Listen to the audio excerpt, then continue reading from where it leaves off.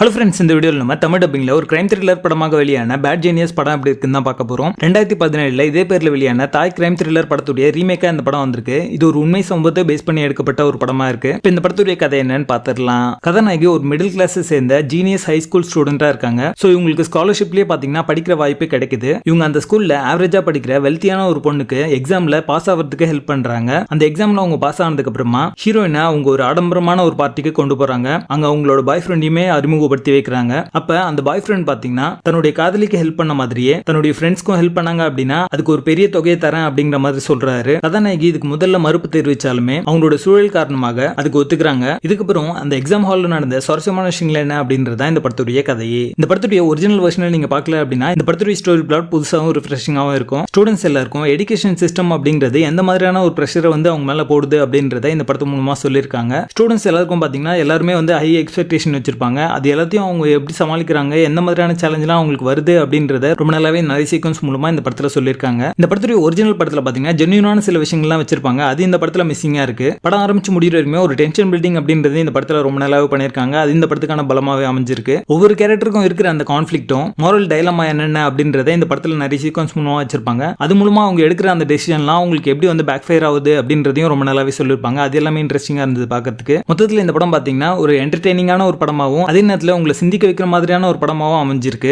இது ஒரு western remake அப்படின்றதுனால மாடர்னைஸ் பண்ணி சில விஷயங்களை வச்சிருப்பாங்க. அது எல்லாமே ஆர்டிஃபிஷியலா தான் இருக்கு பார்க்கறதுக்கு. 2017 வெளியான அந்த ஒரிஜினல் வெர்ஷனை நீங்க பாத்தீங்க அப்படின்னா அந்த படம் இன்னுமே பெட்டரா தெரியும் உங்களுக்கு. இந்த படத்துல நிறைய சீக்வன்சஸ் பாத்தீங்கன்னா ரஷ் பண்ணி சொன்ன மாதிரியான ஒரு ஃபீல் தான் இருக்கு. அது இந்த படத்துக்கான மைனஸாவே அமைஞ்சிருக்கு. படத்துடைய பேசிங் நல்லா இருக்கும். மொத்தத்தில் இது ஒரு அபவ் அவரேஜ் கிரைம் த்ரில்லர் படமாக வந்திருக்கு. படத்துல அடர்கான்ட் இல்லை. இந்த படத்தை நீங்க ஃபேமிலியோட பார்க்கலாம். பேட் ஜீனியஸ் படத்துக்கு எங்களோட ரேட்டிங் 6.5 out of 10.